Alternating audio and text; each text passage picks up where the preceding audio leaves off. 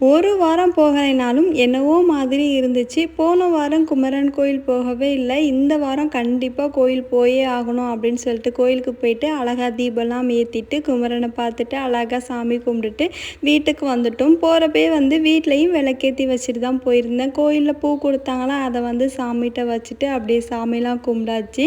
Night சாப்பாட்டுக்கு தோசை மாவு இருந்துச்சு. அதனால தோசை ஊத்திட்டு, மதியம் வச்ச கல்யாண வீட்டு சாம்பார் செம்ம டேஸ்ட்டு. அதையே நைட்டுக்கும் நாங்கள் 2 பேர் சாப்பிட்டுட்டோம். பாப்பாவுக்கு ரசம் சாதம் ஊட்டி விட்டுட்டேன்.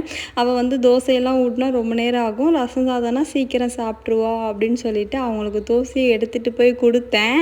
அவங்க என்னடா இவ்வளோ பொறுப்பாக கொடுக்குற அப்படின்ட்டு வீடியோ எடுக்கிறத பார்த்துட்டு சிரிச்சிட்டாங்க. நாங்கள் 2 பேருமே சாப்பிட்டுட்டு ஃபுல்லாக பாத்திரம் எல்லாத்தையும் விளக்கி வச்சுட்டு கிச்சனை க்ளீன் பண்ணாமல் மட்டும் தூங்கவே மாட்டேன். எனக்கு தூக்கமும் வராது. ஓகே ஃப்ரெண்ட்ஸ், என்னோடய வீடியோ பிடிச்சிருந்துச்சின்னா லைக் பண்ணி சப்ஸ்கிரைப் பண்ணுங்கள். பாய்.